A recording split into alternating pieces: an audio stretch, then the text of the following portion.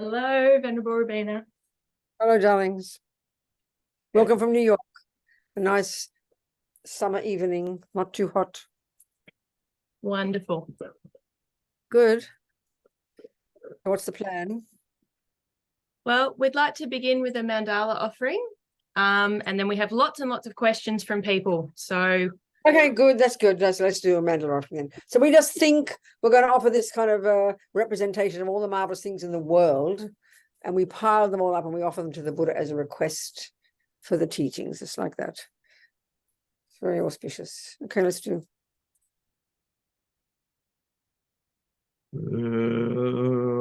Saji poki jugshing meto Rahamri rabling jin yehide gen padi Sangye jingdu Nikte uwa ihidro kunam dak jing la che pasho jetsun lama tampa kyenam Hichokala Yense Chuzin Tre Jita Sampe Dulje Jinma Lahazab Yecherki Chapawabtu so Idam Guratnamandalakam Niyatayami. Okay, we just think we're here for this 90 minutes or whatever it is to think about, analyze, contemplate these thoughts, these concepts, these ideas, this approach from the Buddha about how to work with the human mind and how to turn it into a very marvelous mind. Essentially, that's it, which of course is the method for getting happy and stop suffering.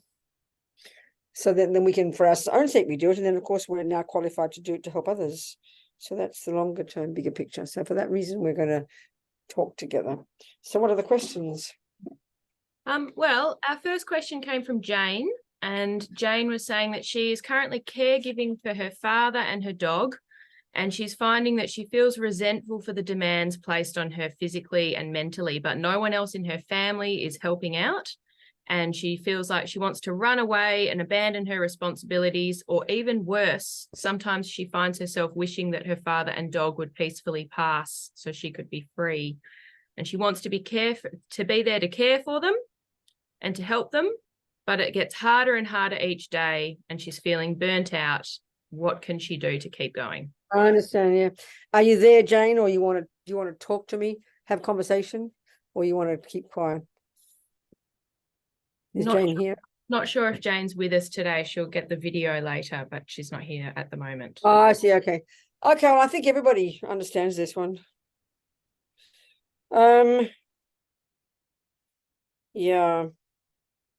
So the key to it, like I heard, no one else in the family wants to do it, And so then there's this kind of, on the one side, Jane's talking about, so on the one side, that you can say there's definitely a good sense of responsibility, a feeling she wants to be of benefit, she wants to be compassionate, she wants to help her father and the dog, but resentful the other people aren't doing it, which means she's angry with them. And then that puts pressure on her, and then she'd feel guilty if she didn't do it. So it's sort of like all these twisted emotions all caught up together, isn't it? And then, of course, I understand the one about,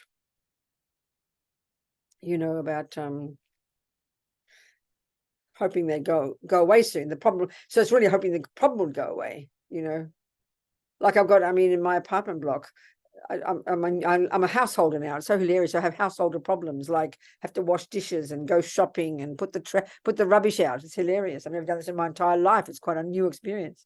So of course I've got this nice apartment block. They call it a cooperative, and there are 36 apartments, and everybody's very nice, and the plates are very nice. But I've got this old neighbor downstairs. And if I move too strongly, I get the stick on the ceiling.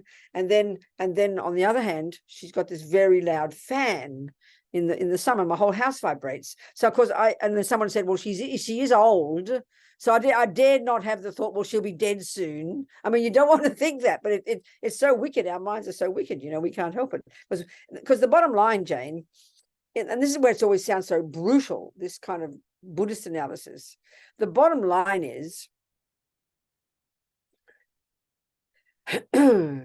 we suffer when our attachment doesn't get what it wants. So put it like this: if you were a bodhisattva, let's say if you were actually a qualified person, and that means let's say you've actually done the job of ridding your mind of all attachment, all anger, all jealousy, all depression, which of course is exactly what Buddha is saying is possible. Although it sounds weird for us in the West, it sounds like you've got mental illness. I mean, we just don't think it's possible. But when you hear about examples of people who are like this, but the bodhisattvas, if you were that way, this is the point to refer to, then there literally would not be any suffering. You literally would not have resentment. You literally would not get depressed or upset or guilty or stressed or any of that. You might get tired, but your mind wouldn't be unhappy. So this is always the fundamental Buddhist point. No matter what the problem is we bring up, it comes down to this. And of course, when we can take this analysis on board and to use it to understand ourselves, and we want to use this to practice, then of course it's a revelation. It doesn't mean it's easy, but oh my goodness, So I would say the first thing is totally rejoice in and really say it to yourself, how marvelous it is that you want to help your father, especially being a father or a parent. And it's like you've got this very strong karmic connection with parents, and they, assuming he was a halfway decent father, he probably did a few things for you. So now you're kind of like repaying a debt, if you like. I mean, think of it that way. And your dog, I mean, that's what maybe, I mean, whatever. But the thing is, I mean, I can't ask you questions because you're not here. And if you were telling me, well, you have to be up 24 hours a day, then, and you're an ordinary person, then that would be completely exhausting because you need sleep. You need rest. You didn't say did she say whether she's living in the same house as her father and the dog? No. I mean, the father might be in the same house. The dog might be in her same. So I can't ask all those questions, and you have to just know your own situation. But the general approach is, if you can, having made the decision that you will take this responsibility, which is a very brave thing to do, then one of the first things to do is try and extricate that from the resentment, because the rest of the family won't do it. So that'll relieve your mind of a lot of pressure. It's going to be hard work because, it's probably their father as well. That's part of the suffering for you very much. It's not fair, poor me, it's not fair. I'm doing it and they're not. So, and that can really preoccupy your mind. So the general point I'm trying to get at too broadly is it's the preoccupation with these thoughts that makes us so exhausted, I mean, if you can imagine if you did this with a happy mind and didn't even think about your family, had no resentment, already it would be so much less pressure on you, and you wouldn't feel as bad as you think. So what the point I'm getting at here is the fundamental point is try and distinguish between the actual job that you're doing, the actual job physically that you have to do to be with your father, to do the job, to be with your dog. First, see that they are one thing, and then your mind is something else. This is the very first thing to do. And if we can be brave enough to really do this, it's quite a revelation, because we just assume, well, of course I'm angry. I've got a pain in my knee. Of course I'm resentful. My sister doesn't help me. We just assume we don't have a choice. So first make this clear distinction that there is the actual physical work, and I don't know how much work you do, whether it's 7 days a week, 24 hours a day, whether it's once a week, I don't know, but distinguish between the actual physical job and your mind about it. First, get that really clear. That's a really important point. And see that they are separate events. There's your interpretation of the work and your view about your family, and this feeling of being kind of overwhelmed by it. Probably this is your mind, you know. So first to make that distinction, and then you observe, you look into your mind, and then in relation to your family, one approach in relation to them, attempt to just really take responsibility. You have made this choice. You have made this decision. You know, you have made this decision. So try and be brave to own that decision, which is very courageous of you and which is very kind of you, and really take responsibility for it and let them do exactly what they like. Try not to relate it in any way to your family. That's probably I think the major point for you might be that one, you know. So that's the major part. And it's possible. This job is possible to work on our mind, in other words. We've got to get some clarity about it. You know, so first distinguish between the actual job and then the different things going on in your mind. The resentment about your family is probably a big one. So I don't know how much you do see your father. I mean, I don't know about that part, you know, but also still, whatever the job is you do, attempt to take responsibility for it and be delighted that you've done this. But the other thing is, if it really is actually too much work and you're 24 hours a day and you're completely run down and exhausted, that's another discussion. But I don't know about that. So then you have got to really make a decision. Can I actually do it? You know, is it possible? And if you can't, you have to be forced to find a solution, not just be the victim and just keep doing it until you drop dead, you know? If you really can't do it, then take responsibility for that decision and attempt to find other things, find another way, you know, use your father. I mean, how much money he's got, I've got no idea, but use money, hire people, do whatever is necessary. Don't feel bad about that. I mean, these are the main things, you know, the one of your family, I bet you it must be a huge part for you. And if you really can't cope, then take responsibility for that decision and decide you can't do it all. Decide you'll just do some of it and then find other means to do it. Now, of course, if you literally can't find any other way, then it's like you got no choice. But then it's like you're my friends in prison. That's why I always quote this one woman. The more I think about this woman, I've known her for years, the more astonished I am at how incredible she is. She's not a Buddhist. She's got no spiritual path. She was in prison. I always quote her. Death row, accused of murdering 2 policemen, totally innocent. Husband was executed. His head burst into flames.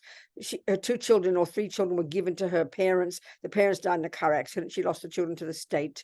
One nightmare after another, living for years in a cell on her own with a Bible. I mean, like, it's so monstrous, you know. And she said, this is what I can't get over, the word she used. She said, I finally realized I couldn't change anything. And this is what I'm getting you to look at. I finally realized I really couldn't change anything, but they couldn't take my mind from me. So this is what I find so astonishing. For an ordinary person, not being rude about her, with no particular background, no particular spiritual path, just her own innate emotional intelligence, I finally realized I couldn't change anything, but they couldn't take my mind from me. And she said many things. But one thing she said that just blows my mind. I realized I had to take responsibility for my own mind. There she is in a cell, wrongly accused, husband slaughtered, you know, his head burst into flames, children gone, parents dead. And she said, I knew I had to take responsibility for her own mind, which means she learned to know she had to give up being angry, give up being resentful, give up going crazy. I mean, this is so astonishing if you think about it. She said she'd give herself permission for 5 minutes to be full of rage. Then she would stop and go back to her practice, her yoga, or whatever internal method she was using. I just find this so mind-boggling, you know. She's out now. She's 80-something. Her husband just died. She's in a wheelchair, lives in pain.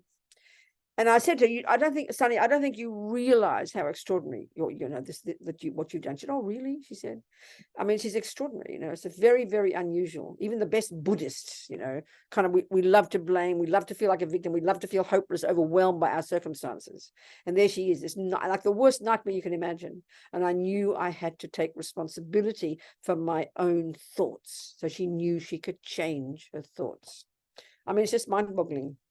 So I use her as an example every day, you know. So there you go, a few thoughts for you, Jane. Be brave, sweetheart, and rejoice. Don't be resentful. Rejoice that you've been so amazing to want to help your father, and do it. If you're going to do it out of try to be happy to do it, not resentful. That part, I think, is what really drags us down, you know. So that's my answer to that one. What else is there, Amy? So I mean, I guarantee all our questions are a variation on the same theme, you know. we have just had a quick request from Mary, if you might be able to lead us through a blessing the speech meditation. What did Mary say? The practice of blessing the speech, but maybe we could do that at the end today. Yeah, good idea, Mary. It's let me talk about it. It's a very good point, but so let me just introduce the idea, because there is a lovely meditation that I really love to do, you know, that I think is, and it's so unlikely in the West. It's such a curious concept to think about, you know, meditating on control, to think about speech as a meditation. It's very, very strange a concept. But let's talk about the importance of this, you know, which is what's behind Mary's request. You know, in our culture, in our world, we say, we talk about meditation. I want to meditate. I want to practice a spiritual path. And we visualize sitting down, looking holy with a Buddha image or something like that. But you would never think for 1 minute that you should learn to control your speech. What are you talking about? I can say what I like, we will say. We even say, I can think what I like. No, we can. We can say what we like, and we can think what we like. But of course, everything we think and do and say, this is the Buddha's deal about karma, naturally has consequences. Everything we think and do and say produces oneself. Forget the impact it has on other people. But everything we think and do and say is the very process that Buddha says is the process that produces oneself. This is the meaning of karma. It's so utterly internal, you know. It's a surprise to us. We say, what do you mean? I can say what I like, we say. Somehow we don't, in other words, when we say that, that's like saying, if you're a gardener, well, I can plant any seed I like. Well, of course you can, but you've got to know what fruit it'll bring. So if it's going to be a poison one, you won't plant that one, honey. But we don't think like that. We don't think speech has any consequences, certainly for oneself. So it's a brand new idea to us. But also forget about the consequences to oneself. I think it's a very powerful practice when we have to relate to other human beings, you know, which we all have to do. I mean, we all, you know, probably the main problem we tend to have are with the close people at work, people at home. And of course, when we're together, we, you know, our mouths, I mean, most of us, very rarely do we have really controlled, disciplined speech. You know, some people have, which is marvelous. And I mean, it's you know, if we can make it a very intentional practice, knowing where you'll be today, knowing what you have to do today, whom you're going to be with, you make this powerful decision to watch your speech like a hawk. I mean, especially among friends and family. I mean, there's no doubt. I mean, and let's say Jane's example, I've got no idea if that's a problem, you know, whether she fights with everybody or fights with a father or fights with a dog or fights with a family. She didn't say. But I mean, the one of speech is just so extraordinary if we can learn to control the mouth. I always use the example of my family. I mean, I love my family. They're in Melbourne. I mean, we're not all saints, no way. But over the years, this is such a simple example, a real good proof of the pudding, as we'd say. You know, we're all bossy. I mean, the first 6 of us, well, my older sister died. And then my brother, he's the quietest one. The poor boy had 6 bossy older sisters. Can you imagine? Anyway, whatever. But the thing is, we're all bossy girls, and we're all, you know, got our own viewpoints about everything. And over the years, we'd all fight as kids, of course. And then people leave home and do their own trip. And then we'd meet at Christmas, of course. I mean, we'd fight. But when we're pretty harmonious, generally speaking, and there's been no big schism in the family, you know.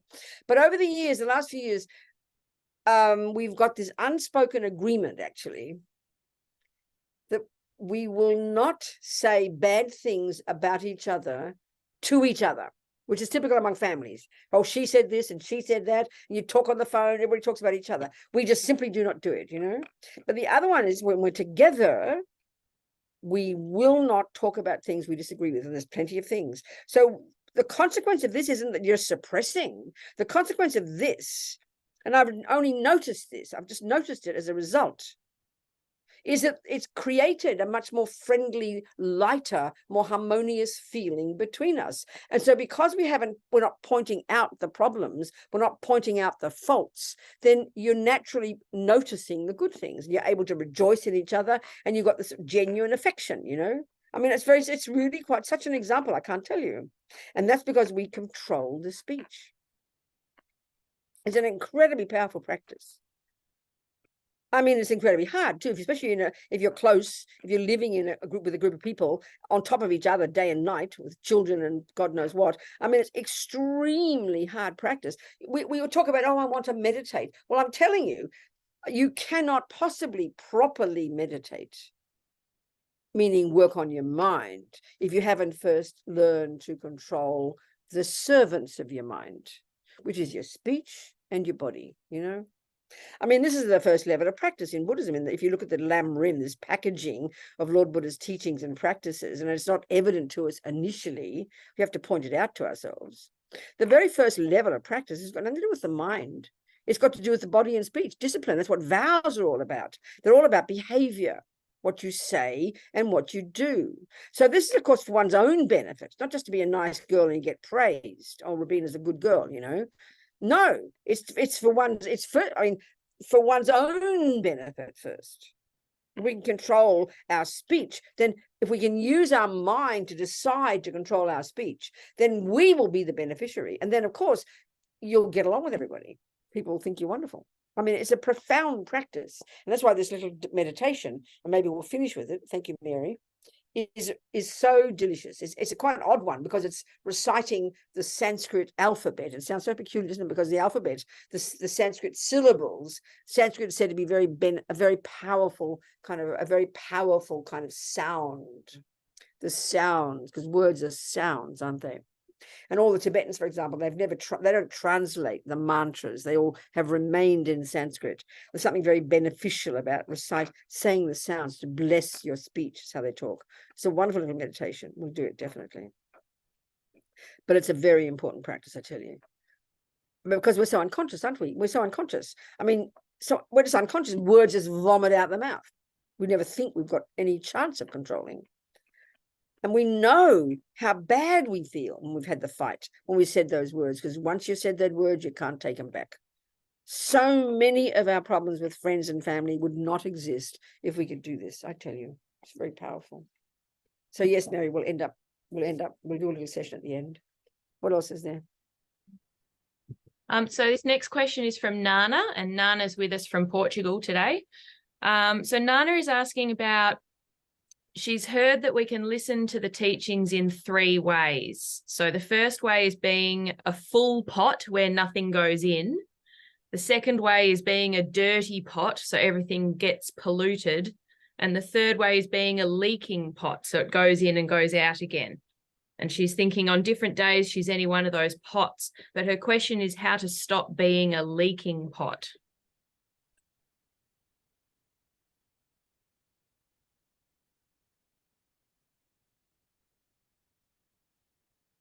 There's many parts of our mind, you know, like we know in the Buddhist model of the mind, they talk about the virtuous states of mind, like love and compassion, patience and kindness. Then you've got the neurotic ones, like attachment and anger and jealousy. They're all conceptual thoughts. The third component, the third category are called, I call them the mechanics of the mind. They're like concentration, good memory, which is called mindfulness.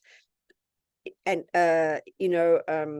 like another one called discrimination. They're all qualities of the mind. They're conceptual thoughts. They're like the mechanics. They're the parts that whether you're a murderer or a meditator, you both need these. These are neither virtuous nor non-virtuous in their character, but they're crucial states of mind.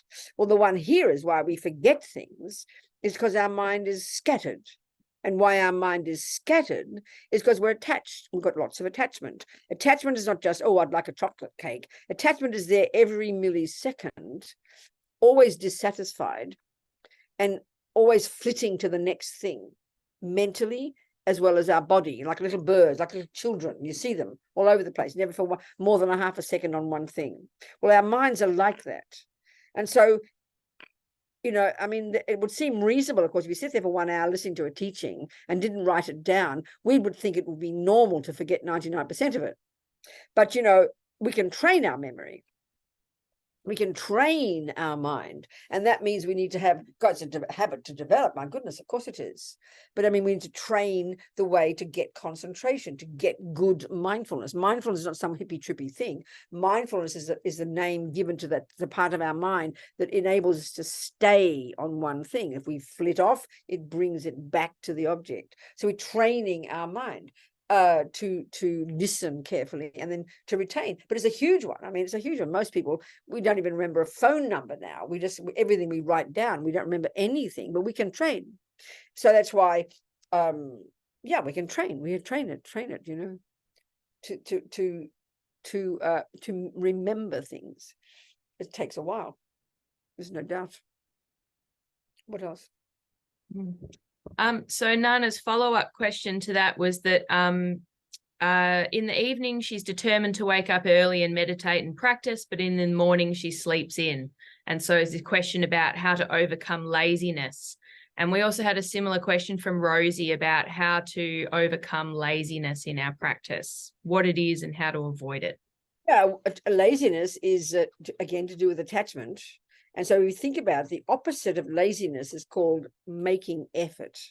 So when, you know, so attachment, so the first kind of laziness is this obvious one. It can't be bothered.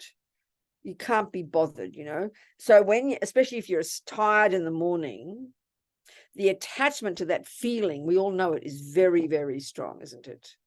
Some people like to get out of bed, they leap out immediately. But some people, the feeling of tiredness and wanting to go back into oblivion is very strong in our mind. And so what that is, so is the attachment to that comfortable feeling. So generally speaking, the laziness of I can't be bothered, which is the gross one, is because we are the thing you can't think about it, the thing you can't be bothered doing, the thing you don't want to make effort to do is literally what attachment doesn't want. So the attachment wants comfort. So we're addicted to our comfort zone. This is why we're lazy. We want to have a comfort zone mentally and physically. This is the major reason. So the thing why you don't want to make effort is because you know attachment wants to be comfortable. So again, the thing that you have to, and so then you ask the question, well, what is the thing that you have to make effort to do? Well, obviously it's the thing that you're not familiar with. It's the thing you're not used to doing. I mean, you've got to make effort when you go to the gym and you don't even know how to do 5 rows on the boat. You've got to make effort at the 3rd row. You've got to go push beyond the feeling of comfort to start puffing and panting and do the 3rd row and the 4th row, you know, when you're rowing the boat or you're doing the jogging or whatever. It's this very powerful impulse to stay at our comfort zone. So the thing you've got to make effort to do is the thing that attachment doesn't want, which is to go against comfort. So the only thing, as the Lamas say, that will make us give up laziness and want to make effort is to know the benefits. Now, of course, that's what's difficult.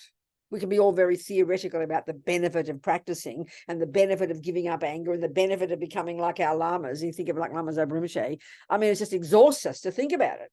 So that's very difficult. I mean, on samsaric level, you know the benefits of getting something you really enjoy. Like if I decide I want to, an ice cream, I know the benefits. So I'm prepared to make the effort to find the shop where the ice cream is. If you don't know the benefits, you won't want to bother doing it because that's a samsara. We know the benefits of going to the gym and you can see the pictures of what your body will look like in 6 months' time. So to make you want to make the effort to do that, and that's a samsara, you've got to keep remembering the result, the benefit. Otherwise, it won't happen. But also, like we all know, as that we would say, practice makes perfect. But the Tibetans have a lovely way of putting it. Nothing ever gets more difficult with practice. So you just have to decide to do it when you know the benefits. I always remember one example years ago. A friend of mine, she lives in like up in the North Shore in Sydney, like about 30 kilometers from where the centre is, which is in Ashfield in New South Wales, in Sydney. And it's on the west side of Sydney, the west side. So, of course, to go there takes quite a lot of effort to drive 25, 30 kilometers to go to the center if you wanted to go. So I know she always say to me, oh, I'm so busy, I can't get to the center, you know. And I wasn't complaining that she wasn't going, but I just said to her, I was a bit tricky. And it's a good example for all of us. If there was $1,000, if there was a $500 check there, if you still use checks in Australia, they do in America. If there was a $500 check and you had to go to pick it up, you'd know the benefits of $500, wouldn't you? Everybody knows the benefit of $500 and would get excited. So then you'd pop the kids in the back of the car, you'd whiz over to Ashfield and come back because you know the benefits and you do it with a happy mind. So that's a simple example. I'm not being rude. We all know the benefits of certain things. We know the benefit of a good meal. We know the benefit of money. We know the benefit of something special. We'll make the effort to do it. But it's our practice, because it's hard for us to see the benefit. And then at that moment of inertia, especially in the morning when you're half asleep, that comfort is so seductive, isn't it? It's so compelling. I mean, the other thing too is you have to use another trick for your mind. There's one trick, if there's $500 there. Another trick is it's very simple. Most people, if you have a job, I mean, Nana, I think, doesn't have a job where she has to go to work every day and be there by 10 o'clock. There's no way in the world you'll turn over and go back to sleep if you've got to be at your job at 10 o'clock. Because why? The benefit is because you'll lose your job and you won't get your pay. And also you'll get a bad reputation. So what compels us to go to our job every day, even though we hate it, is because it's reputation and the pay at the end of the month. So, you know, if you haven't got a job, then there's nothing to make you do it. So you've got to be self-motivated. So you just decide the night before, and the morning when you wake up, you just decide, I will do it, and you just get out of bed. There's no shortcut. Well, that's the answer. What else? So there's two questions here from Alison. Alison wasn't able to come today, but she's keen to see the video later. So she's asking on behalf of her 21-year-old daughter, who has a strong tendency towards anxiety and catastrophizes and overthinks things. And her anxiety leads into social situations as well. She has a lot of fear of failure, and it stops her doing projects, and it's stopping her from living a happy, fulfilling life. So do you have any advice for Alison on how to help her daughter?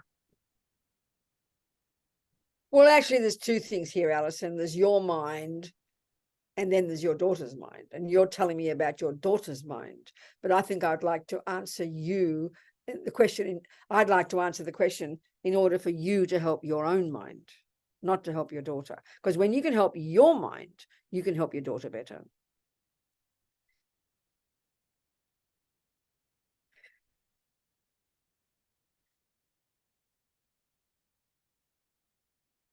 I think a mother naturally, I mean, just mothers, if you're an ordinary person, Alison, with a mind with got attachment in it, and then you've got a daughter and she's your responsibility, and a mother sees any problem with her daughter, I mean, it's just overwhelming for you. It's overwhelming. The problem, your daughter's problem is overwhelming for you. So then you've got to ask the question, well, what is it? What is my problem?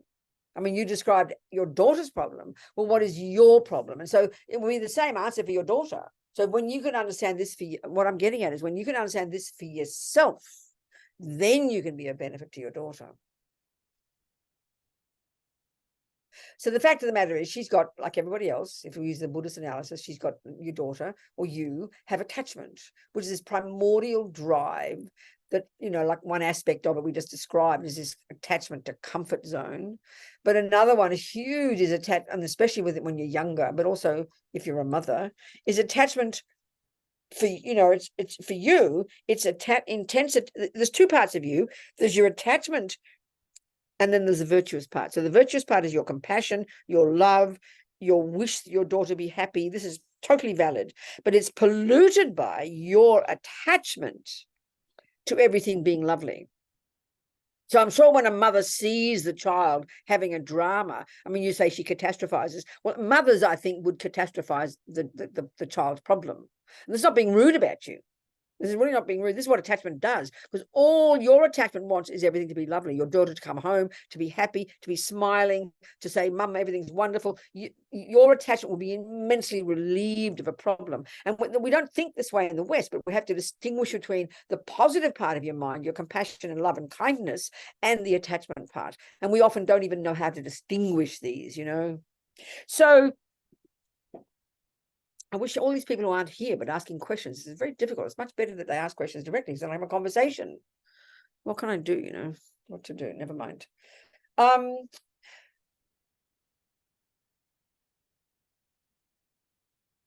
So one of the things I think a mother would do when there's your daughter, she obviously lives at home. It seems like she's living at home. So she'd come home, and of course, you're her mum. She would pour it out onto you. And of course, being a mother with this sense of responsibility and your attachment to want to fix everything, you would then home in and probably give advice and tell her this and tell her that and tell her this. I don't know, but that's I think it's possible. Then I would suggest one of the things is you watch your attachment like a hawk, which is this need for everything to be lovely, and just let her be who she is. Listen to her. Don't try to solve her problem, but just by you and the way I put it is you talk to the better part of her. You know her qualities, you know her good qualities, you know you have confidence in them. So talk to that part of herself. Don't leap in and respond to the negative part and you know, and try and answer all her questions and that kind of thing and reassure her. I mean, reassure, yes, but just listen sometimes, and don't try to paint the whole of her with that brush. You never forget her other qualities, so you can speak to those qualities, which will give her some courage, and admire her wisdom. Well, I'm sure you'll find, you know, yes, of course you can do it, and I'm sure you'll find the solution. And, you know, you can talk about it, not give her lectures, and talk about it. So, for example, the one about always feeling she'll fail, this is attachment to what people think of her. We've all got this. This is the deepest attachment we've all got. Attachment to being seen as good, attachment to being successful, attachment to being liked. It's a huge one. So if you can see that in her and kind of, you know, just kind of by being positive with it, I'm sure you are. But I mean, but also don't get caught up in only seeing that part of her. She's only seeing that part of herself. That's all of our problem. But try to see the other part. And when you talk to her, you buy into the other part of her, the positive part of her. Her good qualities, her courage, her wisdom. Like, you know, you can do it, honey. Don't you worry. Oh, I have complete confidence in your wisdom. You're capable. This kind of thing. I mean, you understand? I mean, this is all I can really say. But there's two things. There's your mind and your own fears and your own attachment and your own worries about your daughter, which then pollute your view of her. And then, of course, you are probably correct in the way you're assessing her problem. But it's important to see your mind first, and how you're observing your daughter. That's the main piece I'm saying. And when you're more clear, then you could be more steady for her, you know. What else? Somebody, a real person wants to ask a question so we can have a conversation. Yes, well, James is here today. So James has been asking about the different traditions and lineages in Buddhism. And James, talk to me. Yep. Where's Hi, James? Venerable Robina. Hello, my dear. Talk to me, James. My question was, is it skillful to attempt to practice or master two lineages or traditions? Do you want to say a bit more, James? A bit, so I can just get the context for your question. So I'm currently mainly a practitioner of Soto Zen, but Right. I'm also, my mind is also inclined towards esoteric practices. And esoteric practices. Can you be a bit more specific? Like, for example, visualizations. Oh, okay, good. I get you now. I do understand your point. I do understand. Okay, James. So listen. Okay, thank you. I understand your question very clearly now. Thank you. Well, first of all, it's sort of like any body of knowledge. You go, oh, I think I'll do some yoga.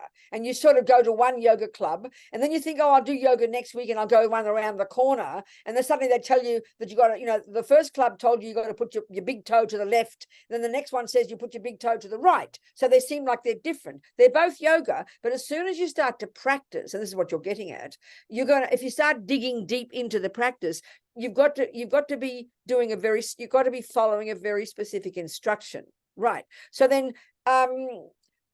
so my feeling is you up to you in the end, keep doing what is appealing to you. You're finally the boss, James. So you do your Soto Zen, you know, no one's forcing you to do it. And then if you like a particular practice where you go somewhere else and you do a visualization and you get some understanding of it, as long as you can, in both cases, you really, you know, you're sure of the validity of the system and not just some idiot who makes up stuff, really can be clear about where you're going. And then I think as you keep practicing, you will keep going more deep into yourself. You will discover yourself, what works for you. In other words, you will discover your lineage. You will discover the lineage that really does fit your mind, which doesn't mean it contradicts any other.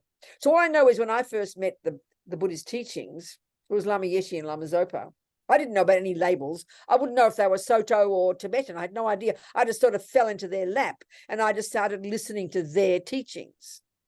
And so then as I went along and I became a Buddhist in that tradition, then I met lamas and teachers from other traditions and many others. I've got many different teachers from many different traditions. But in the end, what I found was it makes sense that there's one that is mine, that suits me, and then I can utilize, I can bring on board different techniques from different places. You got to have in the and that I think is a very natural process. You will find that yourself. If you're going along properly, you're being authentic, you're not just flitting from pillar to post. Don't see it as fundamentalist. Oh, I shouldn't do this, I shouldn't do that. You're the boss, James. Do you understand me? I think it'll come naturally. And just aspire in your heart, may I get clear? May I find my teachers? May I find the lineage that works? And in the end, I think that's where the point about a teacher is just a person in a human body who's embodying that body of practice. So when you find the teachers that you feel closest to, that'll be your path. You know, that'll be the stuff that works for you. Then you can bring on board from many different traditions to enhance your practice. Do you get my point? Absolutely. Thank you very much. Keep moving. Okay. Thanks, James. Thank you. What else? Venerable. Okay, thanks. Thank you so much. Thank you. What else, Amy? So, anybody else?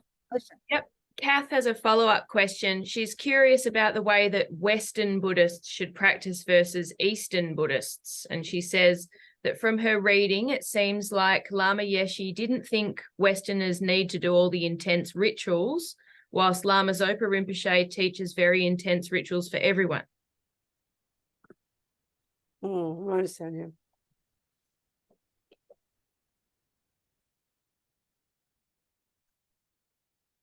I mean, in the very beginning, Lama, there he was in the 70s, for God's sake, you know, when there was no, like 2.5 Buddhists on the planet, really, serious practitioners. There weren't many because there was not much lineage, not much. I mean, there was plenty of Zen practitioners around at the time, for sure, since the 50s, I think, in the West.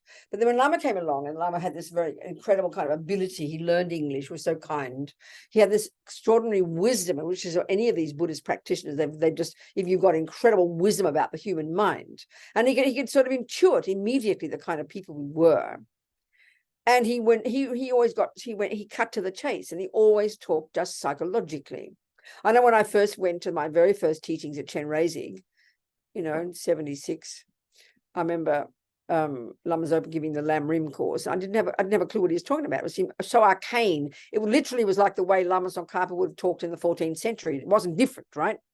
And then Lama Yeshe would come along and I would just sigh with relief because suddenly he made it simple. Enlightenment seemed possible. Just the way he talked was just incredibly kind, you know. He cut to the chase. So I mean, I wouldn't say exactly that he thinks that Westerners don't need to do all the rituals, whereas Lama Zopa does. I think it's a little bit more spacious than that. I mean, the bottom line, you know, is even among Tibetans, you've got different kinds of people. Some of them more based on just meditation. Some do more the study stuff. Some do more the pujas, you know. I mean, it's just, there's many kinds of people, and you have to know the kind of mind that you've got that suits. You have to find, like I was saying to James, you've got to find what works for you, you know. So that's one major point. And I know for myself, I again, to forget myself, but let's look at what ritual means. This is a really good point. Who's asking this question? It's Kath. Kath. Okay, Kath, good. Oh, Kath, good, darling. Okay, so Kath, listen. Then let's analyze a ritual. So let's pretend you meet a Tibetan person for the first time who's never met a Western person. So there you are, a Western person, and you poke your hand out, you say, "Hello, Tashi," and you stick your hand at this poor person, and they look at you in puzzlement and think, "I wonder what she's sticking a hand into my face for." Well, you know it's called a handshake. Well, what is that, sweetie pie? It's called a ritual. I mean, I'm not trying to be funny here, but everything you do with your body is cultural. Whatever we do with our body, the way we eat food, the way we sit and go to the toilet, the way we stand, everything we do is very cultural, what we do with our body. So everything is ritual. In that sense, it's literally a ritual. So then if it's a foreign country and Tibetans have never seen a handshake, I mean, they poke their tongues out, you know, well, they might bonk their heads. So if there is a ritual, like if you eat your food a certain way when you go to your mother's house, you put the spoon this side and the fork that side. My mother was very into good manners when it came to eating meals. So it was a very strong ritual. The spoon was held this way, your fork was held that way. I mean, now we just buy our Kentucky fries and eat them out of cardboard, you know. But I mean, this is all ritual and it's all cultural. And now, if the point is this, if it's got no meaning, then of course it's a load of rubbish. It's just superstition nonsense. It's just superstitious rubbish. But if there's a meaning to it, then what is a ritual is nothing other than what you're doing with your body, you know. So the thing is, as Dalai Lama would say, if there's anything I'll put it this way, my words, if there's anything in Buddhist practice, whether it's called mandala offerings, prostrations, meditation, studying the philosophy, saying a mantra, visualizing a Buddha, if there's anything in Buddhist practice that doesn't lead you, doesn't help you lessen delusions and grow virtues, then it's a load of rubbish, and chuck it out and give it back to the Buddha. So if it is a ritual, then there has to be meaning to it. And once you know the meaning, you'd be so happy to do it. But it's you have to decide. You're the boss. You're the boss, you know. You have to decide that you like to do those rituals. But it has to have meaning. A ritual just implies external. But if there's no meaning and you do it meaninglessly, then indeed it's got no meaning. I agree. So, you know, like Tibetans have these very ancient, there's no question they are ancient. I mean, Tibet stayed in the 14th century, you know, until the Chinese communists came along. So, of course, there's so many practices they do that would have maybe fallen away if things kind of moved along as cultures do and change, you know, things fall away. But they retain so many of these practices. And so many Westerners love doing these practices. And so if you're going to do them, like I love doing mandala offerings, you know, I like doing prostrations. I love doing my water bowls. But for me, they have incredible meaning. And if they have meaning, then it's to do with my mind. It's a practice for my mind. But we've got to be clear about these things, not just to do them as a ritual without any intention. So does that make sense, Kath? Where's Kath? There she is. Does that make sense, sweetheart? Yes, thank you. That's perfect. Thank you. I do. You're the boss, baby. You're the boss, and you don't ever just do it out of that. You do it intentionally and consciously, and give it the meaning. Then it's incredibly beneficial. Thank you. Just like a handshake. Everybody knows a handshake is not threatening. It's a showing of warmth.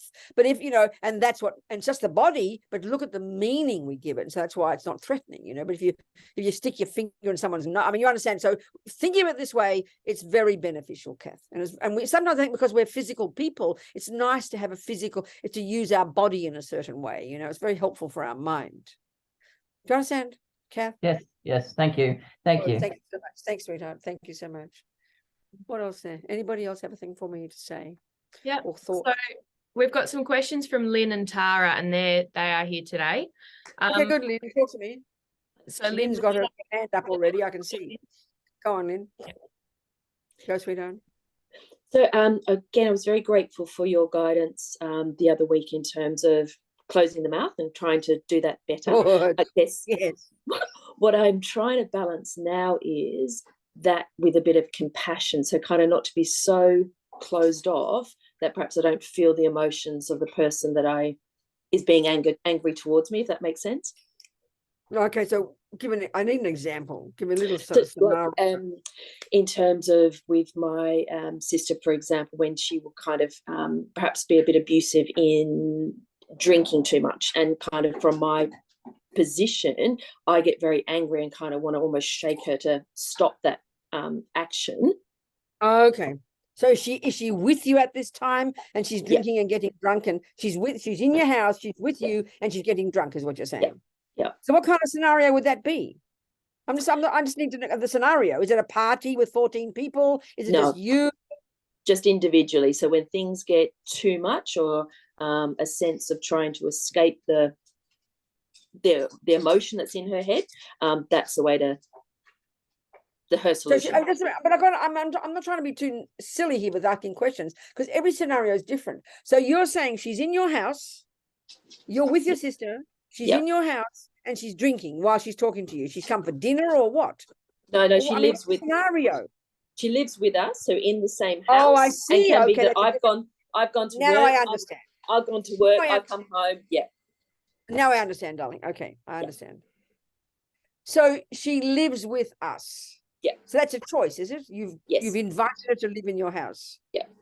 You want her to live in your house. Yeah. You want her to live in your house. Yes. And that means, and you have told her you don't want her to get drunk in your house? Yep. You've told her that? Yes. But she does? Yeah. So then, okay, this comes down to a decision you have to make then, isn't it? Mm-hmm. This is the point. Not for you to control yourself and be nice. This is not the point at all. I think the point is, if it's your house, I mean, this is where each scenario is so different. So Lynn, is she paying you rent? No, we share. So we're parents live with us as well. So who's that? I'm sorry, everything is different. So us meaning, as in my mum and dad. My mum and dad live with us, and who's us? Who's us? Sorry, who's us? My sister, myself, Tara, my mum and dad. Okay, so your mum and dad and two sisters live together. Yeah. And you all pay the rent, or you own the house, or what? Yeah, parents own the house. We pay the rent. Oh, okay. Now I understand. So it's not so. Okay, so now it's got nothing to you. So then you have got no say in it. It's your parents' house, right? Yes. Because all of these other things count, Tara, Lynn. So then you are choosing to live in this house with your parents, and you pay the rent. Is it because it's beneficial for you, or for your parents, or what? A bit of both. It's comfortable for me. It's good for them. Yeah.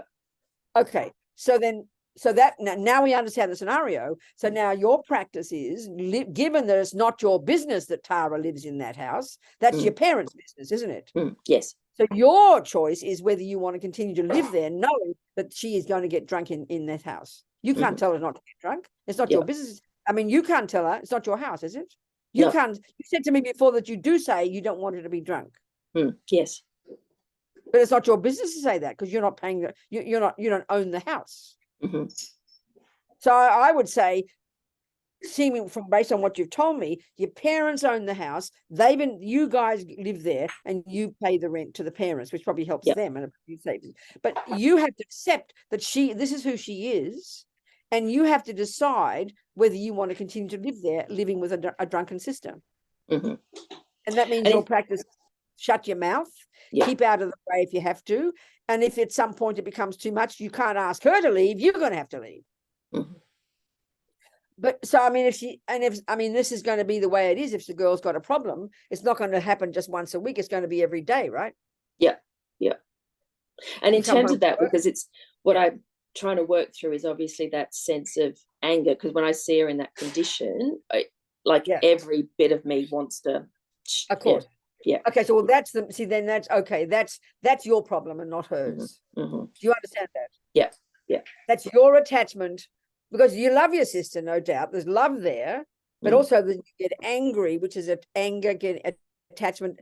Your attachment, the attachment drives all of us, and it's very subtle. But attachment basically is a little child in us that only wants everything to be lovely. So basically, Kath, that attachment in you is only wants everything to be nice, wants your sister to behave nice, everything to be lovely. And Lynn, sorry, and that's the part of you that gets upset, and then you get angry. So that's your practice, to give up attachment for everything to be lovely. This is who your sister is right at this moment. And of course, all of us only ever want to change somebody. And of course, we think it's justifiable because she's an alco, but that's, you know, that's your problem, not hers.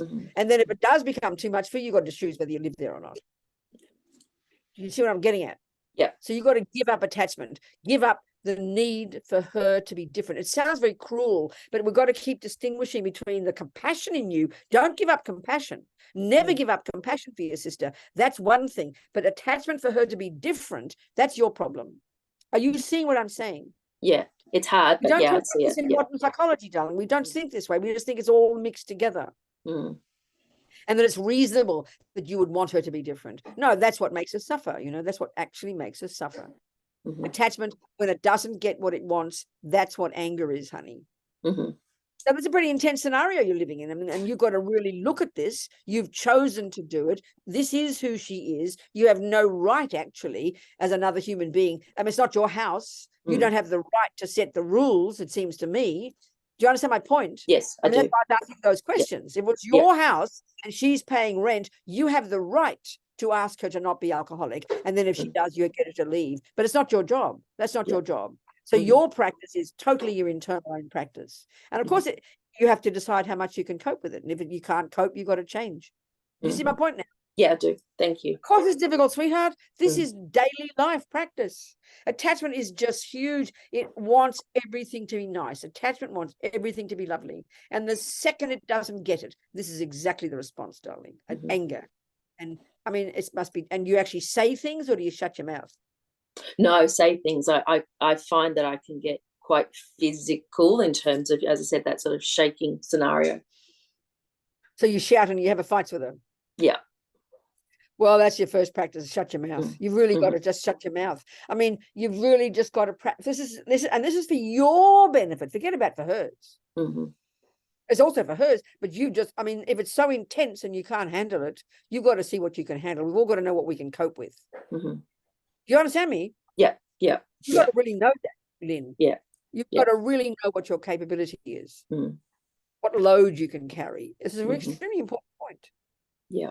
You understand me? Yes, I do. Yeah, yeah. And I guess that's a part where I was thinking about, you know, the whole karmic connection and kind of the reasons why perhaps, you know, we are together, and there's something for me to work through. Yeah.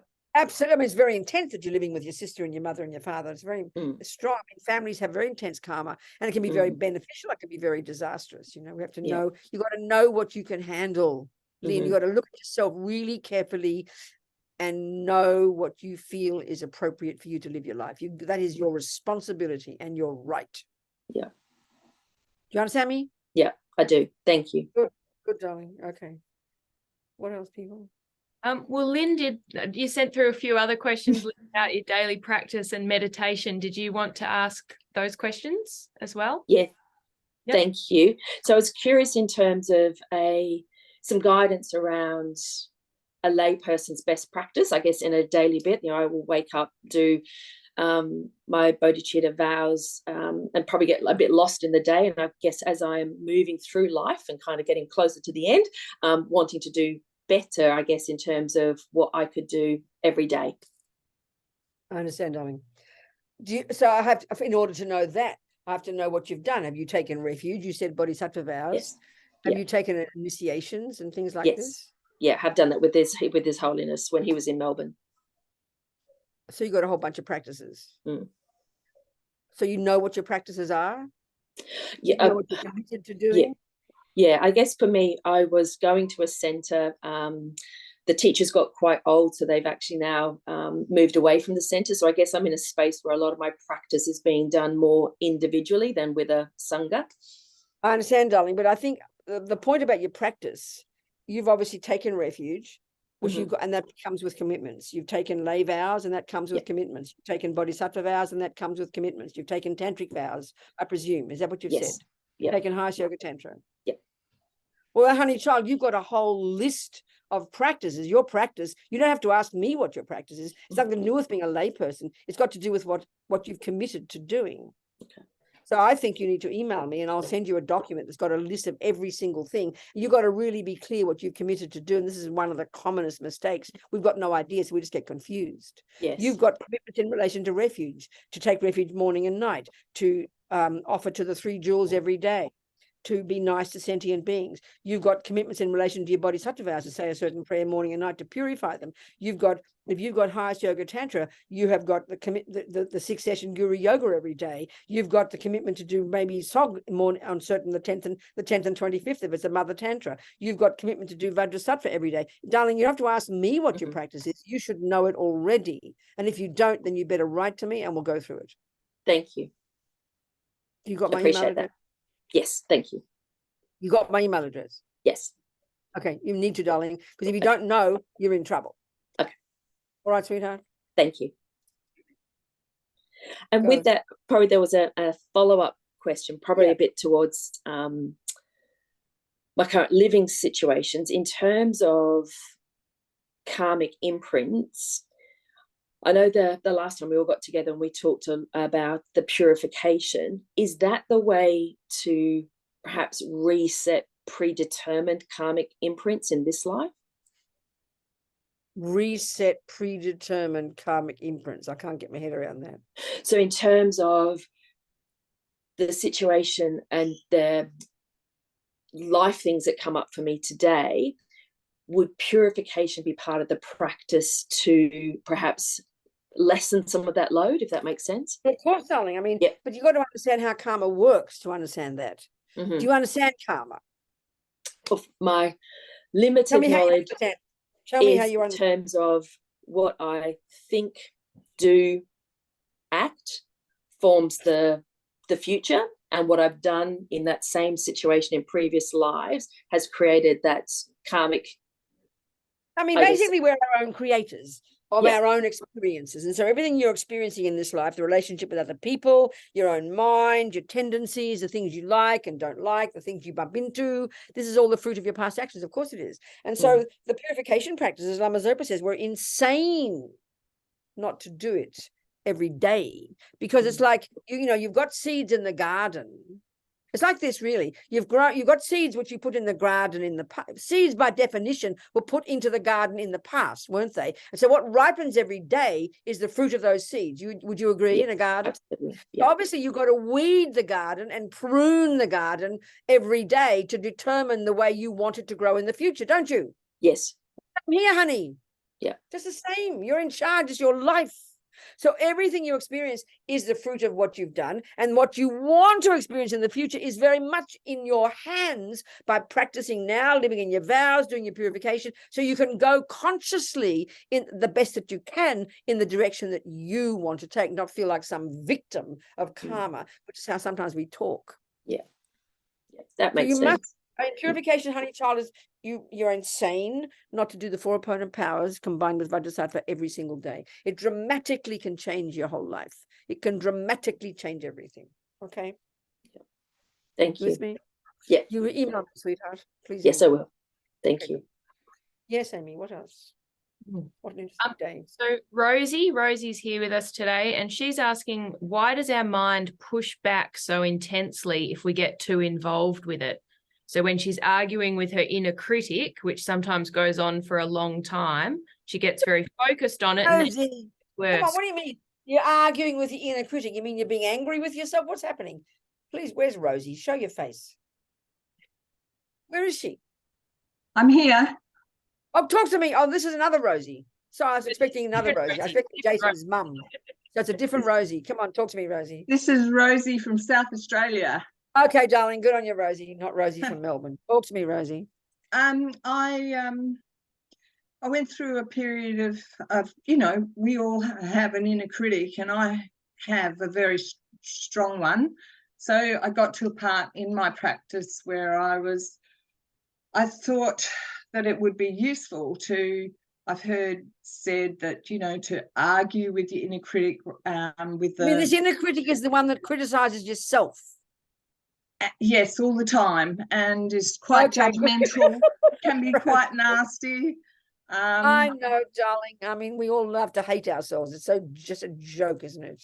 Yeah, and so it went on, and I didn't really get very far. What happened was I ended up quite flat and down, and so I've just stopped doing that, gone back to my just letting my mind stream go and trying. So just wait a minute. You mean by inner critic, you mean watching your thoughts, and then if you see a negative thought, arguing with it? Yes. So that got a bit exhausting, is what you're saying. That's right. Yes. It wasn't productive for you. It wasn't, because I was doing it rather than just doing it when they popped up, say in conversation or in everyday life. I was focusing on them. So you got a bit obsessive with it. You got exhausted. I got very intense with it. Exactly, darling. So now, then, what are you doing now? I'm trying, and I relate to what that other lady was saying, that by the end of the day I get a bit tired. So, but I try to be mindful through the day of the thoughts, particularly when I get, you know, a critical thought come up, and often it says those things that you were saying. I'm not good enough. People are judging me. What's he saying about me? Thinking about my reputation. You know, all that sort of stuff. So as that comes up during the day, and I don't know if I'm doing it exactly right, but through my meditation, I'm learning to just sit with it, let it go, and try and reframe with a positive mind, perhaps. Exactly, darling. It sounds wonderful what you're doing, but I think the thing is there are different approaches, you know, to one time. Sometimes we need to grab the thought before it gets too emotional and really kind of work with it and dissipate it. Other times, because the mind continues, we know there are thoughts there, 1,000 thoughts a second. We can't grab hold of every one. We're not that sophisticated in our practice. The other approach, which is really powerful one, is you hear them all, like all these roommates, all chatting away. You learn to just let them chat. And you don't, the crucial practice here is not to believe what they're saying. It's a very specific practice. Do you hear me? Yes. Not to stop the thoughts. You can't stop these mothers.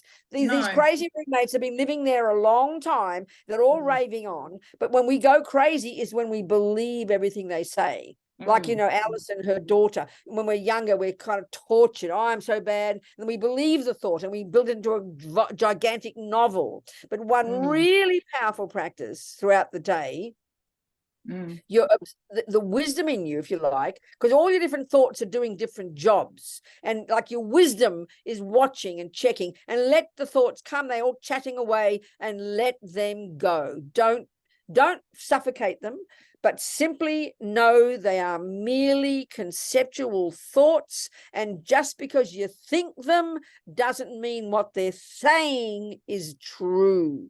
This is a huge practice. And that's how sometimes, because this is from past lives, I guess, and from early childhood and treatment back then, is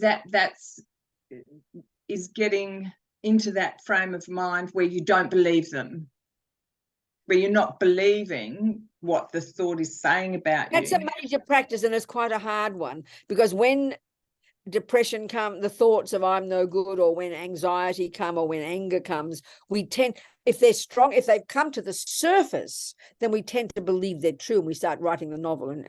But so it's really important just to sort of keep focus on what you're doing.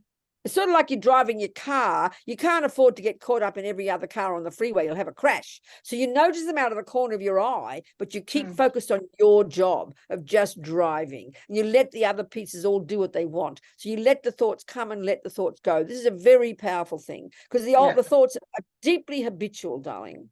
And if they get stronger and more emotional, then you can kind of engage in them and kind of calm one down, or talk yourself through something else. Be your own therapist, you know. Yeah, I do. Thank you, Venerable. Yeah, go on. I Go on, just Rob. wondered why there was so much pushback, but you know, when you Because engage with them, we're pushing too hard. I mean, you can Yeah. be completely neurotic, grabbing every thought and trying to analyze it. There's 1,000 thoughts a second. It's impossible to do that. I mean, if we can be I get like, that now. I mean, I've just been, you know, like in talking about Lama Zopa, because we're doing an obituary for Lama Zopa, and one of the stories that Venerable Roger told me is one retreat actually he did in near Melbourne, up in the bush. Peter, what are those people's names? And Feldman's, Peter knows, Feldman's family in the bush. There's a place in the bush where they had some horses. And Rinpoche did a retreat there. And normally Rinpoche is always silent during his retreats. He might do a month retreat and he doesn't speak. So Roger takes the meals in and out very quietly. And one morning about the 10th day of the retreat, Roger goes in with his, and Rinpoche says, "Good morning." And so Venerable Roger says, "Oh, Rinpoche, you finished your retreat." And Rinpoche said, no, I had a negative thought. And I have to start the retreat again. Oh, One negative one thought. negative thought. And he hadn't even done the sadhana yet. He was still doing the motivation. Now, if you're at that level, honey child, then okay. If not, then give it a break. One negative thought. And he hadn't even begun the proper practice yet. So he started the whole retreat again. Can you imagine? So, honey, way to go, okay? Thank you, Venerable. Right. Thank you. And rejoice. And the thing is, this is what's fascinating, by the way. Where are you? Who is it? I'm What's your name here. again? I'm here, Rosie. Yeah, Rosie. Okay. This is the thing, Rosie, that's so fascinating. We notice, don't we, that it's the negative thoughts that seem to come without being invited, isn't it? Yeah, But absolutely. we just sort of feel like we're being pulled by our nose. But, you know, because I've never met a person yet who says, "Robina, I can't stop thinking good thoughts." Nobody says that. But the interesting part is it needs to occur to us that we are allowed to consciously say positive thoughts to counteract the negative ones. So one approach is let them come and go. But another one is, how about having a few positive thoughts? How about rejoicing in your good work? I'm doing my best. I'm doing a really good job. Look at that nice thing. I really am happy for that person. They talk about rejoicing and it sounds so boring to us, but it's just simply intentional, conscious, positive thoughts. It's a stupendous practice. Okay, thank you. I'll do that Never more. occurs. I mean, It does occur to me. Yeah. I mean, what's really powerfully important. That's what I'm saying with my sisters, and now with our relationship, when we don't say the negative ones, we consciously can say the positive ones. You know, I mean, a friend of mine here was listening to me have a FaceTime conversation with one of my sisters. She was amazed at how affectionate we were. You know, I mean, affectionate, saying positive things to each other. The space for that when you can, and you fit them on top of the negative. So and that's what rejoicing is, and it's a tremendously powerful practice. But it just doesn't seem to occur to us. We tend to just keep looking to the negative ones and hearing them and trying to suffocate them and make them all go away. We go crazy, you know. Absolutely. Thanks, Venerable. Good. Thank you. What else, people? There's a question here from Samia, and Samia is saying that she's finding it difficult to deal with judgment and hostility directed towards her based on her disability. Samia, would you like to... Talk to me, darling. You talk about it, sweetheart. Talk to me, Samia. Talk about it. What do you mean hostility to you because of your disability? What do you mean? People accuse you of being... What do you mean, sweetheart? Talk to me. Unmute yourself. Sorry. Thank you. Thank you. Go, darling. Tell us. I'll give you an example. It's probably much easier. One example that just happened. So someone I know recently had surgery, and it was a fairly straightforward surgery, elective surgery. And there was an outpouring of, you know, what can we do? How can we help you, etc. And then they came home and they ended up with an infection and went back in hospital, and the same thing, a big outpouring. And I found myself actually feeling resentful because I felt, okay, this has happened to this person, but that's not the response I get. I'm being completely honest in that reaction. So why? And then I felt like, then what I did was I took that and I went, okay, override that And I actually sent some messages to that person saying, I know this is really difficult. You know, I hope the infection clears soon. If you want to talk to me about it, please feel free, and tried to do the opposite to what I was feeling. And I did genuinely feel that towards them. I really did feel the empathy of their situation, because I've been there many times. That's but right. It's a mirror. It's something that I find happens quite often, and I think it's partly because I don't say to people, oh, you know, because who wants to listen to a whole long story about what's wrong with me? So why? But what I hear what you're saying, Samia. But the first point is, you know, I mean, give a name to what you were feeling, as you said, resentful. But tell me what you. But that's your response to another person's, which is very kind of you to think that. But so you mean people don't show sympathy to you and only criticize you for having a disability? Is that what you're saying? Yeah, I experience, because I can look like I'm fine and I'm strong, and that's how people have known me in the past. And then because of what happened to me was so sudden, and it was during COVID and lockdown, so everyone was in their own thing anyway. But the aftermath for me was that my life was completely changed. But I also think most people I know that people don't really know the depth of what's happened to me. And so when I do go into public, which takes a lot of energy and is quite rare, and I have to put an enormous amount to make that happen, and then I'll experience quite often a background noise, and it's not just in my head, of people not caring, not noticing, even projecting onto me what's wrong. So you mean they're not actually saying mean words, but you're just feeling they should be saying positive words. But seriously, sometimes they say mean words. Sometimes they actually, criticize you for being sick. Yeah. Right. Yeah. But what do you think your problem is? What do you think you have to heal in yourself? Because I mean, you can't make people behave a certain way. So no. I mean, is it in you that makes it painful? Is you expect people to be different and they're not different, is what you're really saying, isn't it? No, it's more that it's what it does to me internally is make me want to withdraw. What is it that does what to you internally? What is it that makes you mean you have an I feel hurt. I feel hurt. I feel sad. But my feeling is what I'm hearing. What I'm hearing is that you have this expectation of other people noticing you're sick and showing you sympathy, and they don't. No, I just want them not to hurt me.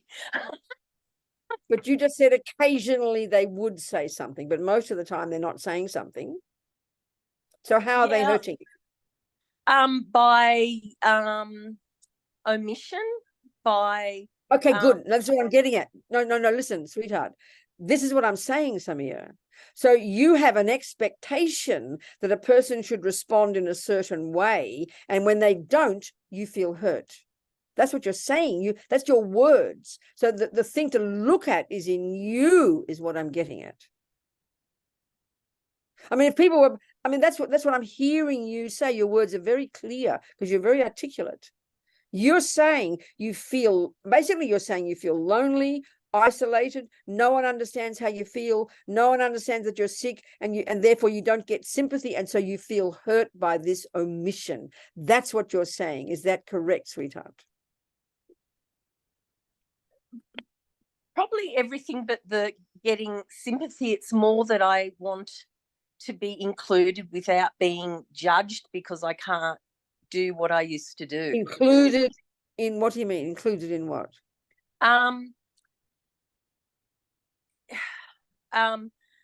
Like an event.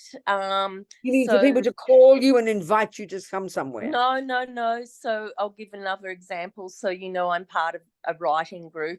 Yes. And we had some events recently of doing readings from an anthology that's getting published. Yes. And the event was happening. It was very difficult for me to get there, but I made the effort. I got there myself. There was lots of stairs. I somehow managed to get to the venue. I was a little bit late because of those difficulties.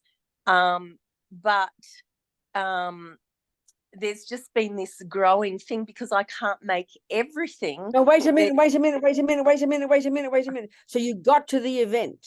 So what went wrong at the event to make you sad? That because there's been other events that I can't get to, there's a reaction of that I'm not always participating in the way that I should be, and I can't. I see. So again, it comes down to, I mean, in the end, you can't make people, you know that you can't make them behave differently. That's right. Yes. So then you've only got to be working on your own mind and learning to accept your own self, accept your own qualities, accept your own sickness, accept your limitations, and be content that you are doing everything right. And to be less, we're all craving to be seen and heard by others. And this is our greatest pain, I think. Samia. I think so. I guess that's what I'm trying to deal with, is like not withdrawing. Right. That's right. Don't withdraw. Involved. And what you did to that other person, having sympathy for them, was very, very, very beneficial. That was very powerful. So congratulations for that. I just keep trying, I guess. Keep trying, going. Keep trying, sweetheart. Yes. Well, I think it's too late for a meditation, Mary, but we talked about speech, so never mind. So what else, people? But I want to say my friend Kimberly, who's right here, I'm going to give her a shout out for Kimberly. Kimberly's in Canada. She's down there on the screen. Kimberly's quite sick at the moment. Hard time. I'm talking about you, Kimberly, so you can be quiet. I'm going to praise you. Kimberly's got some problems too, like other people, and she was lonely and sad at some point, and she struggles, and she, whatever. And then we talked, and then she then wrote me, and she said, well, I suddenly realized there must be thousands of people in Toronto who are lonely and sad and sick. So she decided, I'm going to go and join a group that calls sick people. And I thought, well, this is the one. And this is exactly what Samia did. You reached out to one other person, Samia, and you showed sympathy. This is the most powerful to counteract our own problems. So I'm shouting out Kimberly for doing that. And we can see it really benefits oneself. You benefit from that, Samia, I guarantee you. I remember the Dalai Lama said, if you want to help other people, practice compassion. If you want to help yourself, practice compassion. So Samia's example is exactly that, and that will heal your heart, Samia. And that's what Kimberly did, and I have great admiration for her for doing that. Are we communicating, people? Thank you, beautiful one. All right, sweetheart. So what else, people, in the last few minutes? No. Well, we have 7 minutes left, Venerable Robina. There are a few other questions here. Would you like some more questions in 7 minutes, or might we do a quick meditation? Or no, I'd rather do questions. Okay, great. So Paul has a question about Vajrasattva practice, and he's saying he's finding it difficult to visualize Vajrasattva over the head. Don't worry about it. Just think the Buddha's there. Just think the Buddha's above your crown. Just think enlightened energy is above your crown. That's enough, sweetheart. That's enough. Just imagine. That's it. Don't worry about it. Thank you. Next. Good. It's a pleasure. Okay, Paul. And a question from Rosemary. So Rosemary is a support person for somebody with a degenerative disease. He knows that Rosemary is a Buddhist and they often chat about it, but Rosemary would like some advice on how to perhaps point him to some resources, because she doesn't feel that she is a teacher, but she'd like to point him. Resources about what? Rosemary, talk to me. Resources about what, darling? Hello, sweetheart. Tell me what you mean. Need to unmute. Unmute, Rosemary. Okay, I don't want to be evangelical because I know that's not what we But do, but he's asked me. He's asking you a question. Right? Yeah, okay. How far should I go in just bringing it out of my own experience, or should I try and find some, can you recommend some video resources maybe that we could watch together? Yeah, but you have to know, you've got to use your own wisdom here, sweetheart. I mean, this person, you visit them what, once a week or once a day or what? 3 times a week. And the conversation is like what? Is it just casual? They just say they're interested in what you're saying. Some people say that they're not, but he has genuine questions and talks about things, doesn't he? Yeah, and I find that something then, because I'm so enthusiastic about it, I could just run off at the mouth for hours. I know, well, you don't. So then I think, but honey, you know him. You have to decide how you can help him. So take it very easygoing. You can just mention some websites, and it's up to him if he wants to follow it through. But be very relaxed about it. Be sincere in your answers. Be very easygoing. Don't go on too much. And if he really is interested, I promise you he will persevere. Yeah, I think it's going to be great for him, because that kind of internal work is going to be really important for him in the future. Yeah, exactly. So I think you make your own choices there, because you know the guy. Okay. Okay, thank you. Bye, darling. Thank you so much. What else? Amy? So there's a question here from Diana, and Diana is on screen, but she's just stepped out. So Diana, are you there, Diana? Well, I'll ask her question. No, don't. Wait, no, don't. Let her come back and ask it herself. Oh, there I'm so sorry, I was on the toilet, sorry. Go on, Diana. Talk to me, darling. Thank you. Yeah, my question is pretty simple. I gave a preamble, but I think we all know the preamble. I believe we're facing a climate catastrophe. I've started getting a bit involved in seismic testing. For instance, it's happening along the Otway coast, which means blasting whales and for 8 months, and all these preposterous things the government are doing. I have a neighbour that suggests, well, governments are allowing these cowboys permits to bomb underwater because they know that we're running out of fossil fuels, and so they don't want social collapse. So that's and we know the multinationals are ruling the roost. So or anyone that's aware anyway of what's happening at a micro level that affects the global. So some nights I do go to bed gripped with fear about the future, and I go, well, that's not very, you've got to stay in the present. Even Tenzin Palmo said recently, even birds know not to fell their own nest, and what are we doing? So I think there is a lot of fear, and I also, as a professional performer, when I'm not performing, my performing is a panacea to all that, but I also do casual relief teaching. So I see with children, I do emergency relief children, it's this incredible despondency. There's two questions here. First of all, what do I do when gripped by fear about the planet? First. And second, how can I help children and myself not be in despair? Because absolutely, darling. I know, totally. I understand. I totally understand, sweetheart.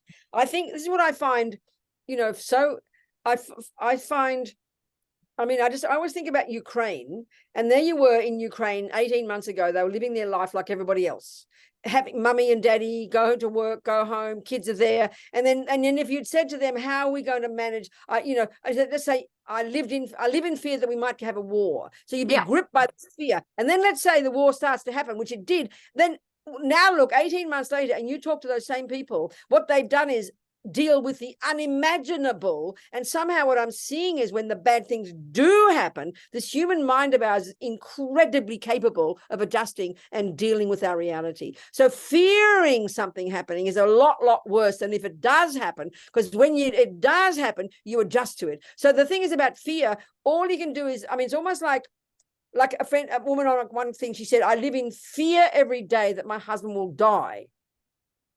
And I said, well, honey, he will die. So then what? So in other words, he will die. So meanwhile, that he's not dead yet, meanwhile, the war hasn't come yet in Ukraine, make the most of what's good and try and prevent the war. But if it, and the war being the analogy for the catastrophe of the planet. So if it does, so there's no point in being fearful, because if it is going to happen, honey child, and you're going to be alive, you're going to be right in the fucking middle of it. So there's no point in having fear. Expect the worst, but do your best to deal with now, and then that'll prepare you to deal with a nightmare if and when it happens, and you'll be capable.